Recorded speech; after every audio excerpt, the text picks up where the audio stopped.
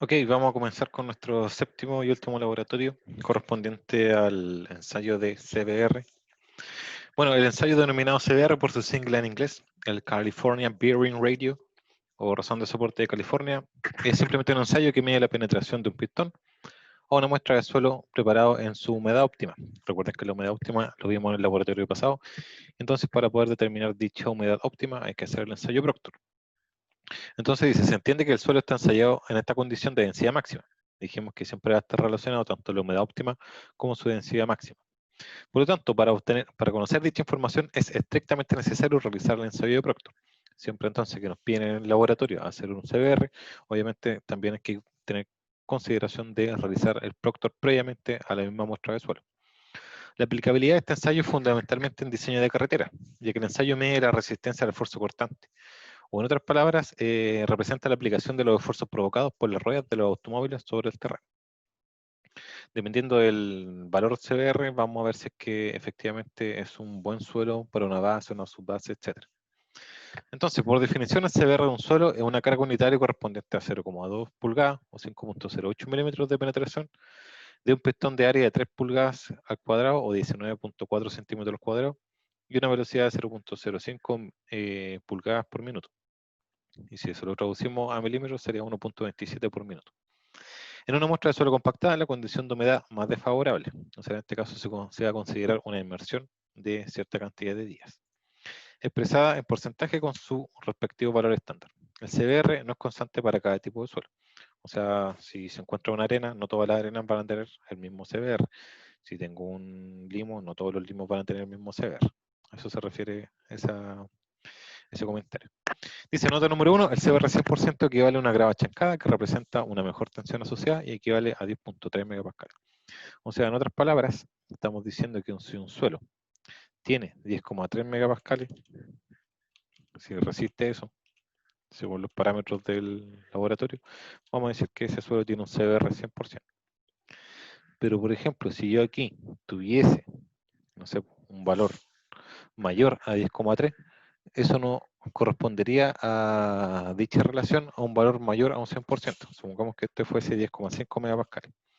A veces pregunto en los certámenes si es que el CBR puede ser mayor a 100%, incluso a la gente que hace las tesis. Siempre tienen como la asociación de que el valor máximo de un CBR va a equivaler a un 100% cuando eso no es así. Cuando en realidad es una grava chancada que está relacionado como 10,3, equivale a un 100%. En otras palabras, si es que el valor es mayor a 10,3, obviamente dicho resultado, dicha tensión va a ser un CBR mayor a un 100%. O sea, en este caso sería 101,9%. Y aquí se aprecia efectivamente que el CBR puede ser mayor a un 100%. O sea, no equivale a un 100% al valor máximo. Este es solo un parámetro. ¿Ya? Entonces, para que lo recuerden. Es normal entonces que pueda ocurrir eso. No significa que esté malo el ensayo. Las normas asociadas tenemos tres, tenemos la 1852 del 2010, en el manual de carretera, volumen 8, sección 102.11, y finalmente aparece también el ASTM, que son normas internacionales, la 1883 del 2016. Todas esas normativas me hablan de CBR. Por lo tanto, si quieren ir complementando información para este ensayo, y que quizá el ensayo en sí no es tan, si quieren ir complementando información, en realidad el ensayo no es tan difícil de realizar, pero hay muchos pequeños detalles que hay que tener en cuenta. Y sería bueno que leyeran las normativas para ir complementando información. No se queden solamente con las que les digo yo aquí en el laboratorio, porque mucha más información, que en realidad van complementando la información que yo les digo con lo que aparece en la normativa. Los equipos materiales necesitamos una prensa de ensayo. En la prensa de ensayo, vamos a ver si es que aparece. Creo que no aparece. Sí, aquí aparece una prensa de ensayo. En realidad nosotros tenemos dos prensas de ensayo, una que es automática y otra que es manual. Esta prensa que aparece aquí es manual. O sea, lo que estamos haciendo nosotros en las palabras es mover una manivela para que esto vaya subiendo, para que esta base vaya subiendo y vaya penetrando ese pistón sobre el suelo que está obviamente acá. Como va penetrando el pistón, finalmente va a quedar así, de esa forma. Entonces, en realidad no dice si es que es manual o automática, nosotros tenemos de las dos. Necesitamos una prensa de ensayo de capacidad mínima 44 kN, dispuesta con un cabezal o base movible de desplazamiento de 1.25 milímetros por minuto. O sea, la idea es que la base se vaya moviendo a una velocidad de 1.25 milímetros por minuto. Si lo hacemos a mano, es mucho más difícil que hacerlo de manera automática, porque la prensa de manera automática se va regulando la velocidad. Nosotros por lo general lo hacemos con la prensa manual y ahí vamos ajustando, a veces lo hacemos un poco más rápido, a veces lo hacemos un poco más lento, dependiendo de la resistencia del suelo. Tiene que tener un aparato indicador de carga de resolución de 50 newtons o menos, y también necesitamos el pistón de penetración que tenga al menos un área de 19,5 centímetros cuadrados. Esta área que estamos hablando acá de 19,5 centímetros cuadrados corresponde al área donde se va a penetrar. Todo eso, entonces todo ese círculo que aparece ahí debería tener un área, eso que está ahí, según lo que le acabo de mencionar. ¿Ya? Pero eso se puede medir fácilmente porque es cosa de medir el pistón, el diámetro, y con eso se puede obtener el área. Con que cumpla con ese criterio, estamos bien. Entonces eso es lo que tiene que tener la prensa de ensayo. Necesitamos también moldes con diferentes diámetros, diferente altura, con anillos también, similar a lo que vimos en la clase pasada, o sea, el laboratorio pasado con el Proctor. Y también tiene que tener una base perforada de diámetro 1.6 milímetros. No sé si se aprecia, pero tiene unos pequeños orificios. Las bases, bueno, aquí no se aprecia ninguno. Aquí quizás se puede ver, pero esta no es la base. La base también tiene otro orificio. Ahí se ven unos pequeños orificios, pero también la base tiene dicho orificio, para que vaya filtrando el agua. Necesitamos carga de 2.27 kilogramos con una perforación central de diámetro de 54 milímetros. Las cargas son las que aparecen acá. Esa, fíjense que así está sin ninguna carga, y posteriormente se le añade un vástago y las cargas que están ahí. Esa masa que aparece ahí es una de las cargas. Ahí está las cargas, se puede apreciar. Fíjense que hay un espacio aquí entre medio. Ese espacio entre medio es lo que indica la normativa también. ¿Ya? Necesitamos una balanza de 10 kilos de capacidad, una precisión de 5 gramos, o 1 kilo de capacidad y 0,1 gramos de precisión como mínimo. Finalmente, un disco espaciador y un aparato medidor de expansión, que es el trípode. El disco espaciador es efectivamente eso que está ahí. Y finalmente tenemos que el aparato medidor de expansión o el trípode es el que aparece acá. Ese es el trípode. Entonces con eso yo voy midiendo cuál va a ser el punto inicial de mi ensayo y cuál va a ser el punto final. En otras palabras, voy a ver si es que el suelo se expande o no o cuánto se expande en contacto con el agua. O sea, antes de verterlo al agua, yo mido con un trípode el punto correspondiente, después lo sumerjo por 96 horas, que son 4 días, y vuelvo a medir la expansión. Entonces hago la diferencia entre el punto inicial y el punto final. En este caso nosotros no vamos a calcular ese valor para nuestro ensayo, pero para eso sirve. Entonces dice anotado, la muestra debe prepararse según lo señalado con la quiz 34, parte 1, parte 2, y se debe dejar constancia del método empleado, sea el método A, B o C. Esto tiene relación con lo que es el Proctor. O sea, hay que ir señalando cuál método se utilizó. Entonces, el primer paso es la preparación de la probeta. Lo primero que se hace es determinar la humedad, si las muestras serán sometidas a inmersión, una determinación antes de compactar y otra finalizada la compactación. Entonces, eso más que nada para asegurarse que están hechos a la humedad óptima. La masa para la obtención de humedad debe ser al menos 100 gramos suelo fino y 500 gramos para suelo granular. O sea, con esto en realidad, si es que el suelo tiene que tener cierta humedad, con esto yo me voy asegurando que tenga la humedad máxima. La humedad óptima con una densidad máxima relacionada. Notar que si la muestra no se somete a la inmersión, se obtiene una muestra para la humedad de una de las caras cortadas después de realizado el CBR. Dice luego colocar el disco espaciador sobre la placa base, ver la figura 1, colocar el papel filtro y compactar según el método Proctor. Fíjense que ahí está la base, y esto es un poco extraño porque con que se parte con el disco espaciador y después se deja el molde encima y después yo voy llenando el molde. Tenemos nuestro molde, tenemos nuestro disco espaciador y tenemos nuestra base. Por lo general, a veces la gente tiende a pensar que lo primero que se incluye aquí es la base. A veces piensan ya, yo pongo la base y posteriormente yo tengo que llenar mi recipiente con material. Pero eso no es así. Lo primero que se hace entonces en este caso, se ubica primero el disco espaciador. El disco espaciador entonces lo vamos a posicionar sobre la base. Una vez que se tenga el disco espaciador ubicado, lo que se hace ahora es sí poner el molde sobre dicho disco espaciador. ¿Ya? Entonces vamos a tener esa figura. Ahora, para que se entienda un poco más, yo voy a eliminar lo que es la base para que no nos moleste dentro del dibujo, más que nada. Pero entonces aquí, para que no se vea, pero en realidad siempre va a estar dentro, o sea, sobre la base. Entonces, si yo veo que empiezo a llenar esto, voy a tener que se me va a empezar a llenar el recipiente.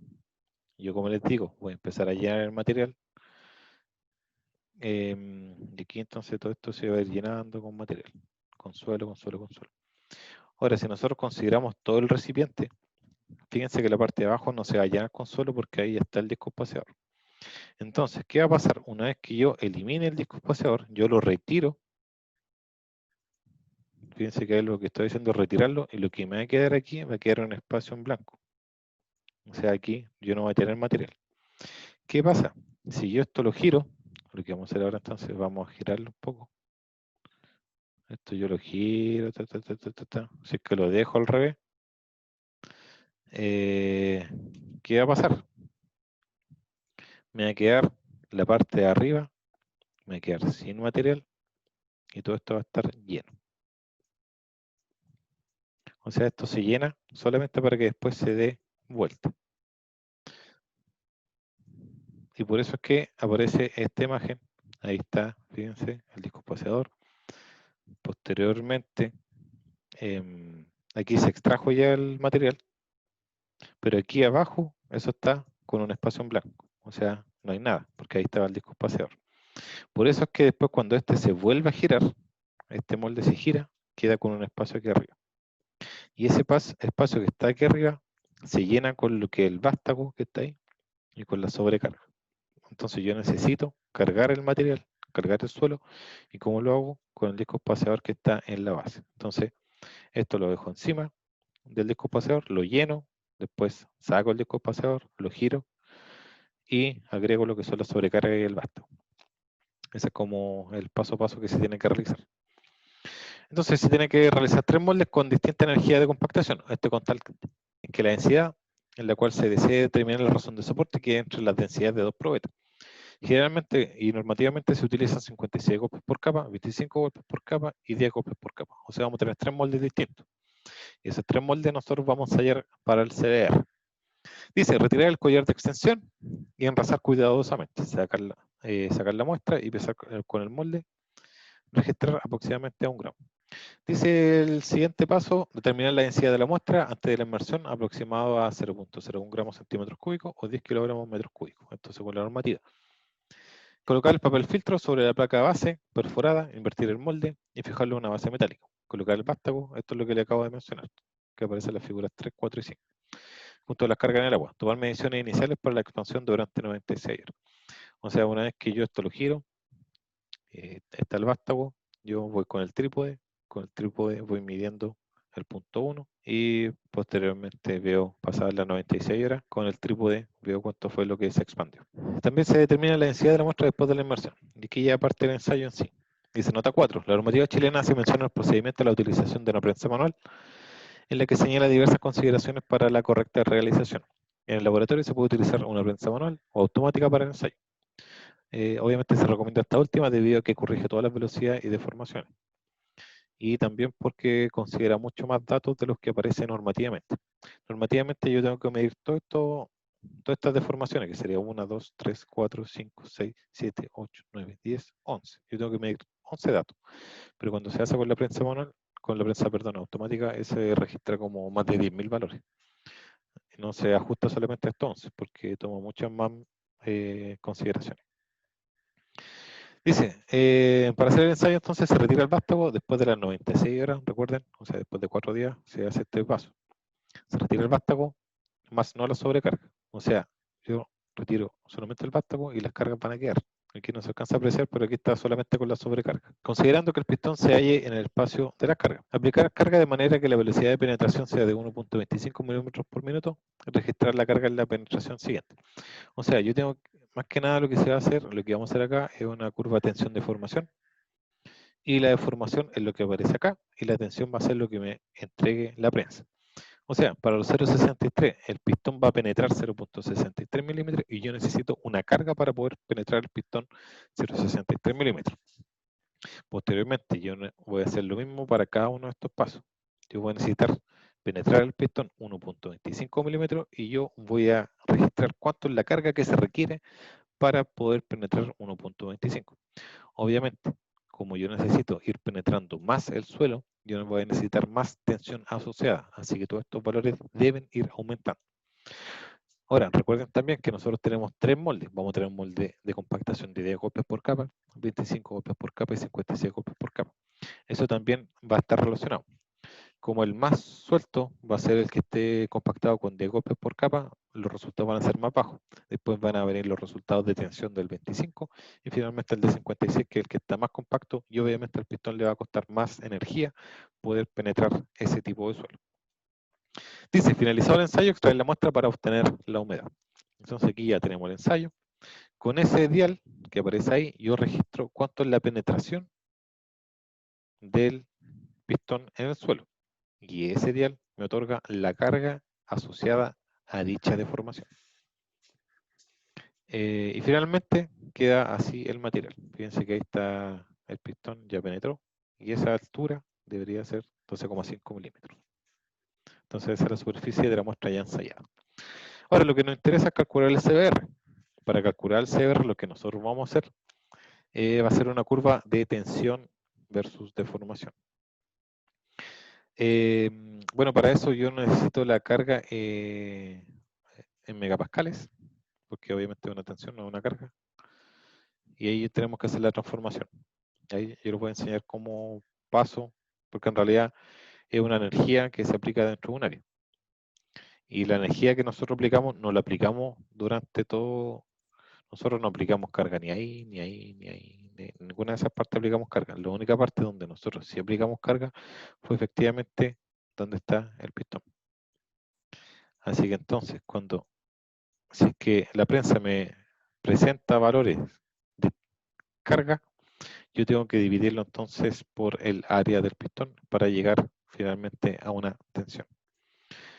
Entonces la carga dividido la superficie me entrega lo que es la tensión. Y esta es la deformación en milímetros, que en realidad no vamos a tener problemas, pero sí lo que tenemos que ver es que la curva tiene que tener una corrección o no tiene una corrección.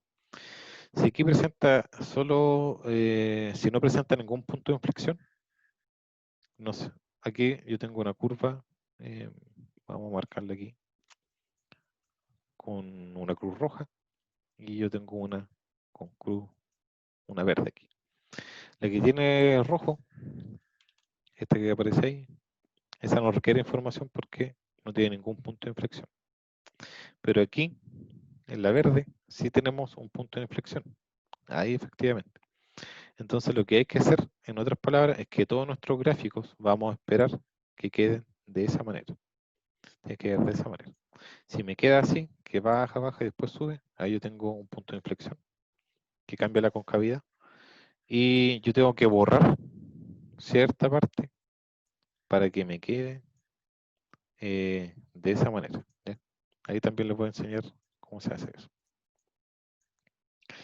La razón de soporte finalmente del gráfico anterior corregido, tiene que estar corregido si es que lo amerita, se van a obtener los valores para 2.54 y 5.08 milímetros de deformación. Calcular el CBR dividiendo por 6,9 y 10.3 respectivamente. Ahora, por alguna extraña razón, siempre se ocupa siempre el de 10,3. No se ocupa el de 6,9 ni el de 2.54. Lo que vamos a hacer va a ser algo similar a lo que hicimos en el laboratorio de límites de Atterberg. Nosotros los límites de Atterberg lo que buscamos era el valor 25. En este caso vamos a buscar el valor 508. Vamos a buscar el valor 5,508 y nos va a dar cierta tensión. Y después se la vamos a transformar según esa fórmula. ¿Ya? Ahora, por ejemplo, veamos el valor que dio acá. Este le da 5.08, toca ahí, posteriormente nos vamos al lado. Podría ser 4,2, por ejemplo. Entonces vamos a notar que el resultado es 4,2 megapascales. Lo que hay que hacer ahora, por ejemplo, supongamos que este fue el primer molde, y yo no sé cuánto eso equivale a porcentaje de CBR. Yo tengo que transformar a porcentaje de CBR. Entonces, ¿cómo se hace eso? Yo les dije al comienzo de la clase que yo, si tengo 10,3 megapascales, eso equivale a un 100%, y lo que deberíamos hacer entonces, en otras palabras, sería que 4,2 por 100%, y eso lo vamos a dividir, se supone que es una línea de división, y lo vamos a dividir entonces por 10,3, que es exactamente lo que acabamos de ver. O sea, esa tensión, en otras palabras, es 4,3, se divide por 10,3 y se multiplica por 100. Que es lo mismo que le había dicho yo, es lo mismo que decir que dijimos que era 4,2, que era X, y dijimos que 10,3 es un 100%. Entonces sería 4,2 por 100, que efectivamente sería la primera parte, y dividido 10,3. Entonces se me daría 40,7 de CBR. Entonces CBR para el molde 10, por ejemplo, podría ser 41%. ¿Eh? Que es nada más ni nada menos que la fórmula que está ahí abajo. O sea, esta es como la interpretación de lo que estamos haciendo. ¿Ya? Entonces, cada vez que yo haga este gráfico, yo tengo que sacar 3 valores, que va a ser el valor de 5.08.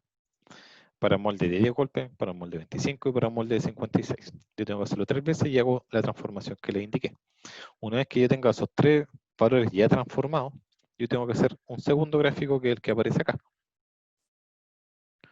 Y este segundo gráfico se denomina gráfico CBR y se grafica el CBR para los 10, para los 25 y 56 golpes, que es lo que acabamos de calcular acá, con estos pasos. Y eso se relaciona con la densidad seca, en gramos centímetros cúbicos en el eje de la abscisa y porcentaje de CBR en el eje de las ordenadas. Entonces van a tener una densidad seca y eso se va a relacionar con el CBR. Debería quedar de una forma lineal. ¿Ya? Siempre debería ir aumentando. Ahora, similar a lo que ocurre en el ensayo de límites, si yo tengo un punto ahí, un punto acá y un punto acá, en realidad lo que se busca en este caso es trazar una línea equidistante entre los puntos. O sea, yo no tengo que juntar ese con ese ni ese con ese. Yo tengo que trazar entonces una línea equidistante, como sería la azul en este caso. Entonces, tengo 10, tengo 25, tengo 56, trazo la recta y lo que tengo que buscar finalmente es el 95% de la densidad máxima compactada seca. Este valor de la densidad máxima compactada seca se obtiene del Proctor. Entonces, se determina cuánto es el 95% de la densidad máxima seca, se busca, se intercepta dentro de esta línea que está ahí, y el valor que me intercepte va a ser finalmente el CBR de mi suelo, que para este ejemplo sería 68 aproximadamente, 68, 69. ¿Ya? Bueno, como les dije, finalmente el CBR de la muestra va a ser el 95% de la densidad máxima compactada seca, y con eso nosotros determinamos lo que es el CBR. La densidad inicial, densidad masa partida por volumen, se aproxima al 0.01 gramo, según la norma, pero yo les recomiendo siempre que pongan 3 decimales. Dice, porcentaje de expansión. Esto también, como les dije, ¿cuál es la expansión? Dividido 116,4%. Pero esto no lo vamos a calcular. Y finalmente tenemos la densidad después de la inversión. Y se calcula como densidad de masa dividido el volumen. Nosotros lo que nos vamos a enfocar solamente va a ser en base, vamos a calcular solamente lo que es el CBR, no necesariamente la expansión para este laboratorio. Ya, vamos a comenzar entonces. Lo que vamos a hacer en primera instancia, vamos a notar lo que es las deformaciones. En este caso lo vamos a dejar como en milímetros. Y vamos a dejar el molde de 10. Y en este caso, esto se va a notar, vamos a notar las deformaciones, vamos a notar las cargas en realidad. Aquí tenemos para el molde de 10, y aquí vamos a notar los kilonewtons, aquí al lado, aquí vamos a notar la deformación según la normativa. Entonces aquí vamos a tener 3 moldes. El segundo va a ser el molde de 25 y finalmente el último va a ser el de 56 golpes por capa. Entonces lo que vamos a ir anotando aquí a la derecha van a ser los valores en kilonewtons que me entrega la prensa.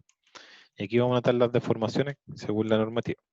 Según la normativa, las deformaciones, en la primera 0,63, después 1,25, después 1,9, 2,5, 3,1, 3,75, 4,4, 5, 7,5, 10 y 12,5.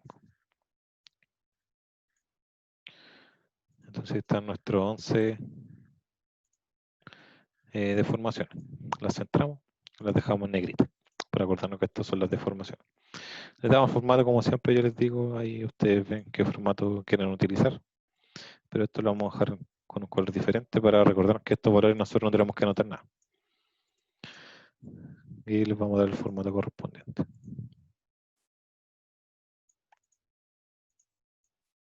Aceptamos. Ya, entonces ahí tenemos nuestra primera tablita. Lo otro que tenemos que ver, que es importante, va a ser el diámetro del pistón, que aquí lo vamos a notar al diámetro del pistón.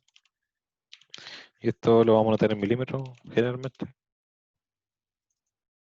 Y aquí abajito vamos a notar lo que es el área del pistón. Y lo vamos a notar como milímetros al cuadrado.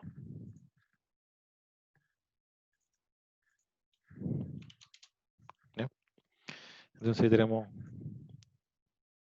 más datos y tenemos otro dato.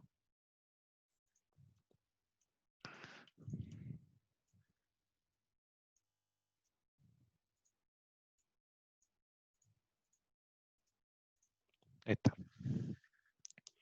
Ya, lo que tenemos que hacer entonces nosotros, si vemos nuestro gráfico, si volvemos a la guía acá, lo que tenemos que buscar, vamos a partir con este gráfico. Nosotros necesitamos conocer los megapascales, no así la carga. Yo necesito, otras palabras como la presión que se conoce. Presión o tensión. Para eso entonces yo necesito que el valor esté en megapascales. El pascal es una unidad de Newton partido por metro cuadrado. Ese es el pascal. Y el megapascal, nosotros podemos calcularlo como Newton partido en milímetros al cuadrado. Vamos a anotarlo para que no se nos olvide. Vamos al Excel. Y lo que le estoy diciendo yo entonces, que el pascal es una unidad de medida que es Newton partido metro cuadrado. Y el megapascal, que efectivamente lo que estamos buscando, es Newton partido milímetros al cuadrado. ¿Ya? Ahora, fíjense que estas cargas que están acá, están todas en kilonewton. O sea, la prensa de ensayo, bueno, va a depender de la prensa en realidad, pero la prensa que nosotros tenemos me la entrega de manera en kilonewton, porque los newtons son muy bajos. Y lo que vamos a hacer entonces en primera instancia es transformar de kilonewtons a newtons. Pero antes vamos a notar los datos que vamos a utilizar para este laboratorio.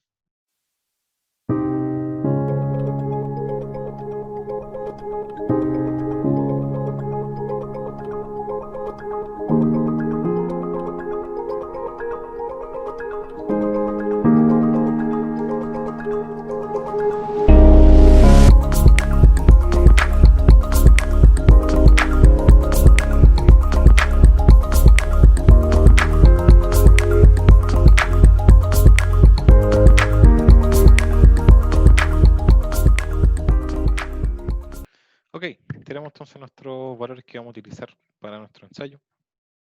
Y el otro dato que vamos a notar acá, que es el diámetro del pistón. Eso es cosa de medirlo con un pie de metro y me entrega cierto valor. Para este caso lo vamos a dejar que es 45,5. Ya, lo que vamos a hacer ahora entonces, vamos a transformar esto. Vamos a transformar todo esto a megapascales. Entonces, combinamos y centramos, vamos a decir que esto va a ser nuestro megapascales. Vamos a dejarlo en negrita para cortar. Vamos a notar entonces el molde de 10. Voy a combinar y centrar. Aquí centro, ¿no? Aquí vamos a copiar y pegar hacia abajo. Molde de 25 y molde de 56. Aquí igual lo vamos a cambiar de formato. Ya, entonces lo primero que vamos a hacer, vamos a transformar a newtons. Entonces yo tomo el valor de la carga, que en este caso es 1.105. Esto como está en kilonewton y yo lo quiero en newton, yo lo multiplico por 1000. Entonces, todos estos valores, si se multiplican por 1000, yo voy a tener los newtons en la parte superior. Para el molde 25 es exactamente lo mismo. Ahora aquí vamos a hacer una diferenciación para que quede claro. ¿Ya? Ahí está entonces el de 10. El de 25 dijimos que va a ser ese que está arriba, por 100, o sea, por 1000. Y nos vamos al lado. Y finalmente tengo el molde 56, que es ese valor por 1000. Y lo arrastro hacia el lado. Esto podemos centrarlo. Ya, entonces todo esto ya está en newtons. Ya tenemos la primera parte. Lo que tengo que dividirlo entonces ahora es por el pistón, que va a ser donde solamente se ejerce la presión. ¿Recuerdan la figura que les mostré que solamente se ejercía presión donde está el pistón? Lo demás no se ejercía presión, por lo tanto hay que medir el área donde se ejerce, pero tiene que estar en milímetros cuadrados. Anotamos entonces es igual, anotamos pi, abrimos paréntesis, cerramos paréntesis. Eso lo multiplicamos, dijimos, por el diámetro al cuadrado. Ese es el valor del diámetro y lo vamos a elevar entonces al cuadrado. Vamos a abrir paréntesis y cerrar paréntesis. Finalmente lo que vamos a decir al Excel es que todo lo que está aquí arriba lo vamos a dividir por 4. Entonces con eso yo voy a tener lo que es el área del pistón. Bueno, en realidad está 45,409. Ahí sí. Ya, entonces ahí está el valor del área del pistón. Aquí nosotros podemos redondearlo o podemos dejarlo. En realidad la normativa no indica si se redondea o no. Así que vamos a hacer que el Excel haga todo el trabajo. Vamos a borrar los valores, pero cuando haga el cálculo lo va a hacer con todos los decimales correspondientes. Finalmente lo que tenemos que hacer acá, si yo tengo los newtons, que es lo que está ahí, eso ya lo tengo, fíjense. Entonces que en newton ya lo tengo, los milímetros cuadrados también lo tengo. O sea, lo que podemos calcular acá, efectivamente van a ser los megapascales. Para eso entonces vamos a tomar este valor, que sería la carga dividido en el área del pistón. ¿Ya? Y ahí me da nuestro primer resultado. Esto yo lo puedo arrastrar hacia el lado, pero me debería tirar un error. ¿Ya? ¿Qué tenemos que hacer acá? Ahora, ¿qué pasa? Si esto yo lo arrastro hacia la derecha, va a pasar que toda la fórmula se arrastra para la derecha. Arrastra tanto el valor, este que estaba inicialmente en esta celda, a la derecha, y este valor que estaba en esa celda, a la derecha. Pero como aquí yo no tengo, por eso es que me presenta dicho error. Para ajustar la celda para que esta no se mueva, nos posicionamos acá y apretamos el botón F4. Y con eso ya ajustamos. Y ahora sí me voy a la derecha y no voy a tener ningún problema. Lo mismo acá. Vamos a hacer lo mismo. Tomamos este valor, lo dividimos por el área, nos posicionamos, apretamos F4 y nos vamos hacia el lado. Y finalmente, este valor dividido el área, posiciono, F4, Enter, y nos vamos hacia la derecha. Y están todos nuestros valores. Ahora lo que podemos hacer acá, solamente por un tema visual, es que me lo entregue con 3 decimales solamente. Estamos en 3 decimales. ¿Ya? Y ahora sí puedo darle el formato que estime conveniente. Ahora lo que nos va a servir entonces, lo que está en megapascales, lo vamos a dejar en negrita para que no se nos olvide. Entonces esto ya está transformado en megapascales. Eso es lo que tenemos que graficar finalmente.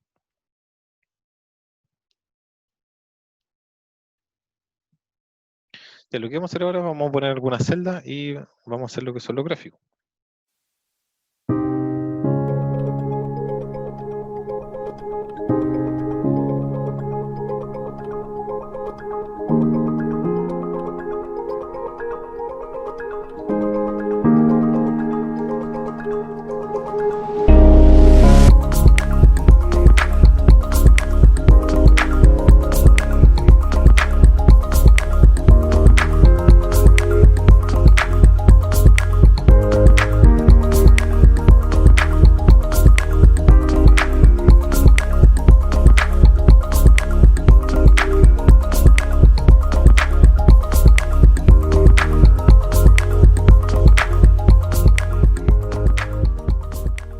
Ya, y con eso deberíamos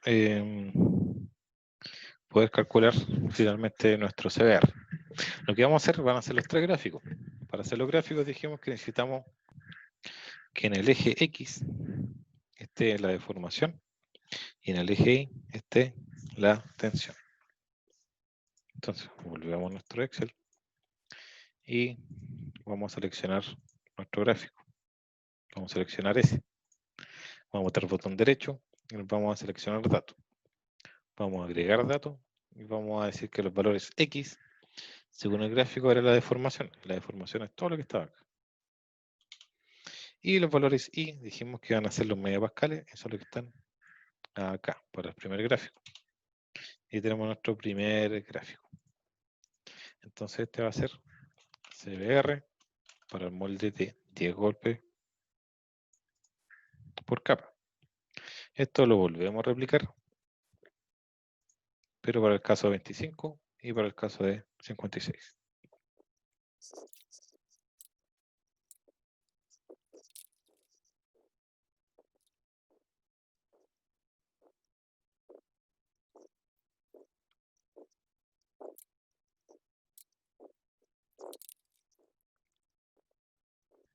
Ya, tenemos nuestro resultado. De esto tenemos que ver cuál debemos hacerle las correcciones. Recuerden que esto debería verse, todos los gráficos deberían verse de esta manera. No deberían verse con un punto de inflexión, que les digo yo. Aquí vemos que ese estamos bien acá. Estamos bien acá. Pero aquí tenemos un pequeño problemita que debemos eliminar. Bueno, de hecho, si nosotros eliminamos todo eso, si eliminamos todo lo que está con rojo, vemos que ahí se aprecia que tiene esa forma, que es lo que estamos buscando. Y lo que vamos a tratar, lo que vamos a hacer efectivamente va a ser eso. Vamos a borrar toda esa parte para que quede solamente, se vea de esa manera. Para eso, ¿qué tengo que hacer? Para eso yo tengo que tomar la mayor pendiente. Aquí vamos a agrandar un poco.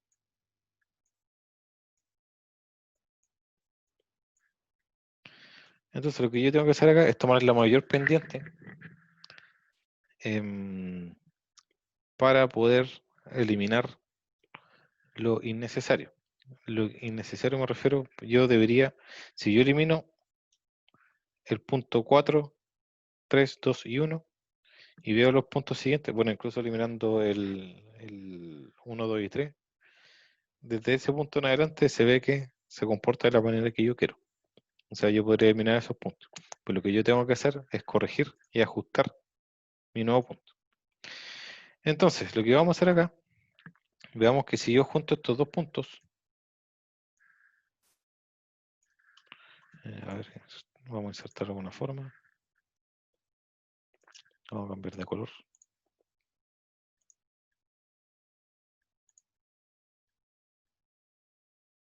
Ya. Nos vamos a acercar. Vamos a enfocarnos solamente en el gráfico para ver cómo se hacen las correcciones. Y yo podría tomar ese punto y ese punto y expandirlo y ahí tendría una pendiente. Entonces yo podría tener ese pendiente ahí. Vamos a copiar. No puedo copiar la línea. Ya. Ahí está. Pero yo también podría tener otra pendiente que sería juntando esos dos puntos que están ahí. Entonces esto yo lo expando y yo podría tener otra pendiente ahí, que sería esos dos puntos. Y así sucesivamente, yo podría tener una acá, otra ahí, otra ahí, otra ahí. Ahora, de todas las pendientes que yo voy a hacer juntando dos puntos, la mayor pendiente, bueno, hagamos una tercera, a ver.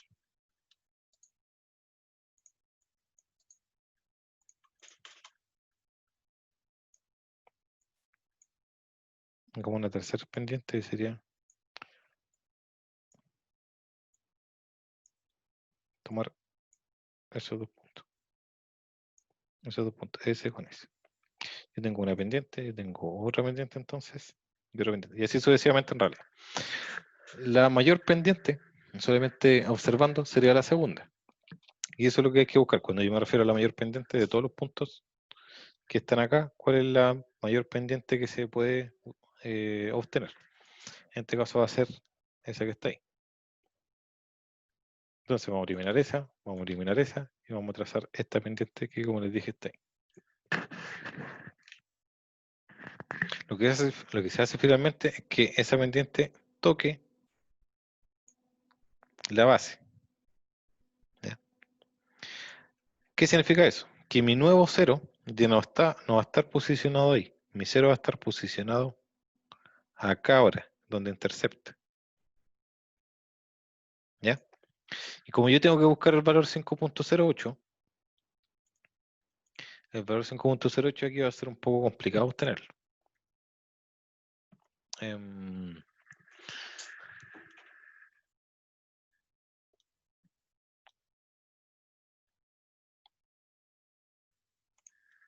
el valor 5.08 para la base original parte en 0 y está aproximadamente 4 o 5 como por ahí, un poquito más avanzado en la mitad. Eso debería ser 5.08.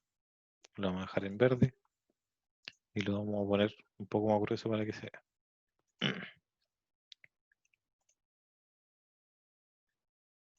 Ahí, ahí se ve. Entonces originalmente, si yo parto con ese mi cero, ahí debería ser aproximadamente 5.08. Lo que vamos a hacer ahora es que esta línea, que yo sé que mide de extensión 508, la vamos a posicionar donde intercepta. Ahí. Entonces ahí intercepta la línea. Entonces el nuevo 5.08 va a estar donde termine esa línea verde. Y ahí va a ser el valor que tengo que buscar. Entonces finalmente lo que vamos a hacer va a ser buscar. Esto lo trazamos hacia arriba. Choca con la curva. Y ahora trazo una línea hacia la izquierda. Choca ahí, entonces nos vamos hacia el lado. Ahí está. Entonces eso sería 002, 0023 aproximadamente, o 0024. Digamos que es 0023. Y esto como está en megapascal. Entonces nuestro primer valor debería ser aquí aproximadamente 0.0023. Aproximadamente. Ahora, tengan cuidado porque en el momento que ustedes lo agranden, aquí todas las líneas no se ajustan automáticamente. Así que eso se va perdiendo. Así que esto hay que hacerlo cada vez que ustedes tienen que hacerlo cada vez que haya una corrección dentro del gráfico. En este caso no hay corrección, por lo tanto yo me paso directamente a buscar cuánto es 508. ¿Ya? En este caso solamente lo hicimos para el CBR10, que lo vamos a dejar ahí porque si no, para que no se nos olvide.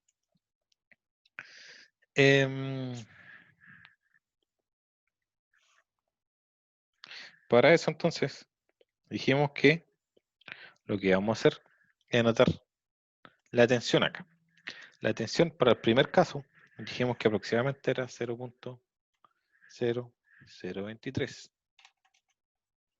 ¿Ya? O sea, a los 508 debería haber esa tensión. Ya, aquí, a ver, por alguna extraña razón, a pesar de que estoy viendo que está bien tomado todos los valores, este eje no me lo está mostrando bien. nos está mostrando con las unidades de medida respectivas. Fíjense que esto debería terminar en 2.7, pero aquí en ninguna parte me aparece ningún valor entero. Ahora me di cuenta porque en realidad este valor es muy pequeño. Así que algo malo habrá ocurrido con alguna configuración del Excel seguramente. No sé si la habrá pasado a usted, pero creo que era el Excel mío que lo... Creo que ahora lo ajusté bien, el tema de una unidad, de alguna configuración pequeña. Ahora en realidad la forma es exactamente la misma, así que lo que hay que hacer, bueno, aquí podríamos igualarlo para que tenga el mismo tamaño. Y de esa manera tiene la misma escala y puedo ajustarlo bien. Entonces esto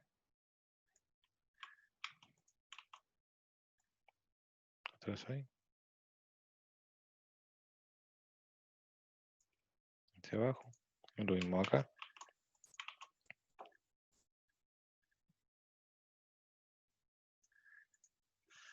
Y ahora lo volvemos a dibujar. Tengan ojo con eso, no sé si le habrá pasado lo mismo, pero a mí me lo considero de una manera extraña. De hecho, el tercer gráfico me lo tomó bien, pero los otros, por alguna extraña razón, no me los tomo como debería haberlo realizado. Entonces trazamos acá hacia arriba y ahora hacia la izquierda.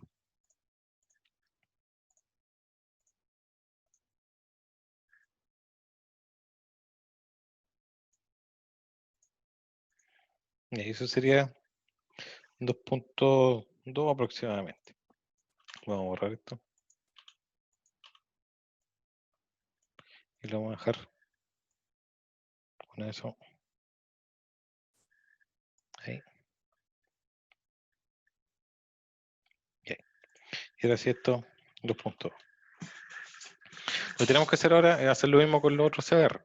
Fíjense que este también me apareció mal, así que ahora lo ajusto y vemos cómo debería quedar.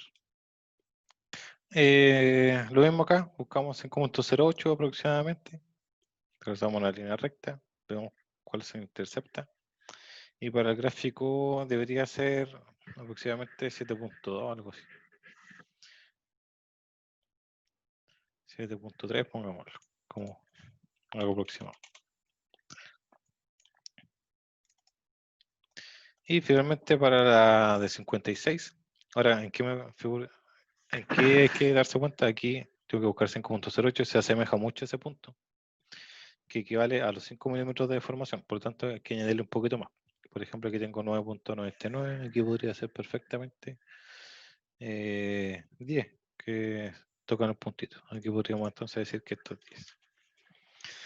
Ya, lo que vamos a hacer ahora es calcular el CBR tanto para el molde de 10, como para el molde de 25, como para el molde de 56. Nosotros dijimos que un valor X o el tau va a ser nuestro CBR de 10 y dijimos que 10,3 va a equivaler a un 100%. O sea, nuestra fórmula aquí debería ser igual a ese valor tau por 100 dividido 10,3. Entonces aquí dejémoslo como 10,3 porque vamos a borrar el otro valor, 10,3. Y eso lo vamos a dejar en formato porcentaje. Entonces me dice que es un 21%.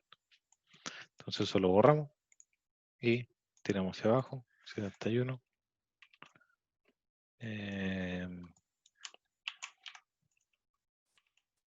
Sería ese valor ahí.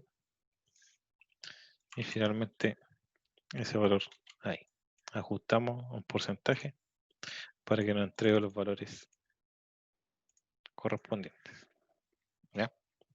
Ahora, los valores que les voy a mostrar a continuación son valores correspondientes a los ejemplos que yo les voy a dar. En el laboratorio obviamente se calcula la densidad seca y también tienen que calcular la densidad máxima compactada seca, que en realidad va a estar en relación al Proctor, dijimos. Entonces aquí lo vamos a montar con rojo los datos que no va a ser necesario que lo calculen directamente en este laboratorio. Y este valor ustedes lo obtienen directamente de lo que es el Proctor. Para nuestro ejemplo vamos a meter que es 1.354 y La unidad de medida, vamos a meter la unidad de medida aquí, que esto es en gramos, centímetros cúbicos.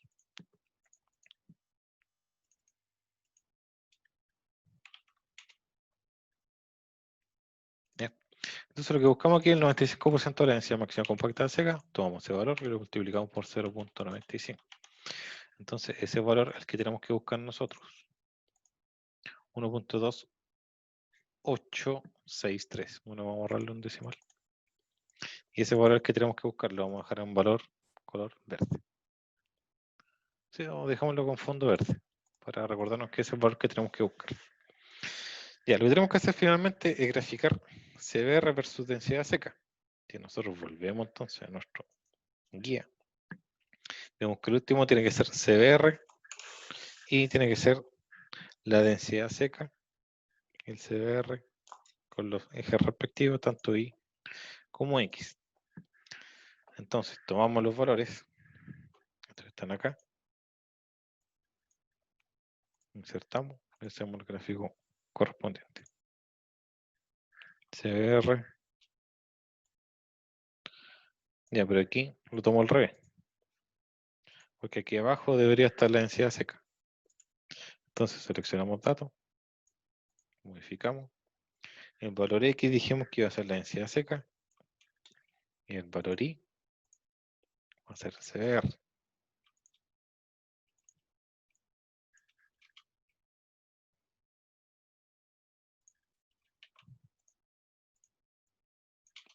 Ahí sí. Aceptamos. Y finalmente el CBR del suelo es este último gráfico. Este es nuestro CBR final. Ahora aquí podemos ajustarlo en realidad, porque fíjense que del 0 al 1 no hay ni un dato.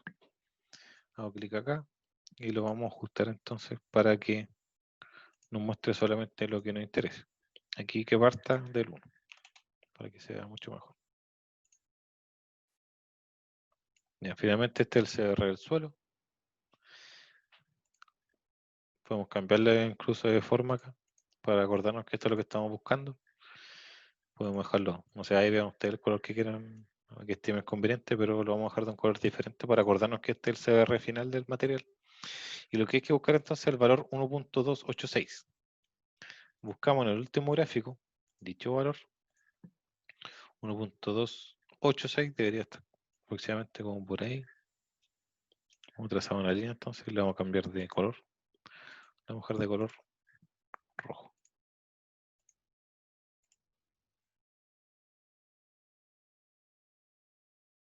Ahí para que se aprecie. Y finalmente trazo otra línea para ver dónde intercepta finalmente.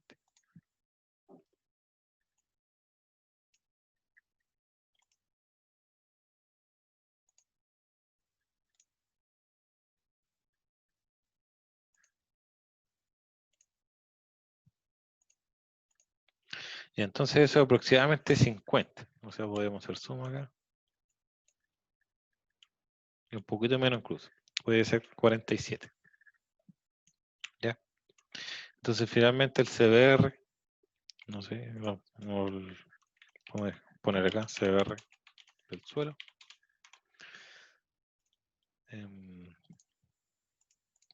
Vamos a decir que eso es aproximadamente un 47%. ¿Ya? Entonces ahí está nuestro resultado final.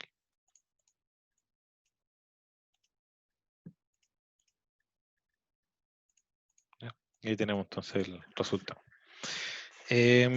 Ahora, ¿qué significa cada uno de estos resultados? Vamos a verlo a continuación. Entonces, en base a los resultados del CBR se puede interpretar lo siguiente. Nosotros tenemos un corte, por ejemplo, de un pavimento flexible, que estamos hablando de asfalto, o podemos hablar de pavimento rígido, que estamos hablando de un hormigón. El pavimento flexible está la carpeta asfáltica, que es lo que se ve, obviamente, y en profundidad está la base, la subrasante y el terreno natural. En el caso de los pavimentos rígidos, está la losa, está la subbase directamente, después la subrasante y el terreno natural. Algunas aplicaciones son las siguientes. Por ejemplo, si el CBR tiene entre un 2 y un 5% de resultado, tiene una muy mala calidad y se podría utilizar para una subrasante. Fíjense que mientras más bajo es porque menos carga tiene que resistir. Mientras más alto, más cerca de la carpeta asfáltica o más cerca de la losa, el suelo que esté aquí abajo va a resistir una mayor carga. Así que a pesar de que sea 2,2 o 5, es muy mala incluso para una subrasante. Si es de 5 a 8, también va a ser mala para una subrasante. En realidad son valores hasta acá, hasta el 30, son valores malos incluso. Bueno, aquí es excelente para una subrasante, pero la subrasante fíjense que está aquí abajo. O sea, podría ser que incluso ya se trabaje con CBR30, pero para un subrasante que va a estar muy profundo. Aquí ya empezamos a hablar de resultados relativamente buenos. O sea, para asegurarnos siempre una hora vial que estamos trabajando con material excelente, podríamos trabajar incluso desde 80 a 100, que todos nuestros CBR tengan valores entre 80 a 100. Con eso yo me voy a asegurar que es un excelente suelo e incluso se puede ocupar como base, eso que está aquí arribita, o como subbase en el caso de los pavimentos rígidos. Entonces esta es como la aplicación, la tablita que se aplica para aplicar, para, o sea, esta entonces es la tabla que nos sirve para ver qué tipo de suelo, dependiendo del resultado, cuál va a ser su uso según la estructura que se esté construyendo, si sea un pavimento flexible, un pavimento rígido, como dijimos, este es hormigón, este es una carpeta asfáltica o este es asfalto.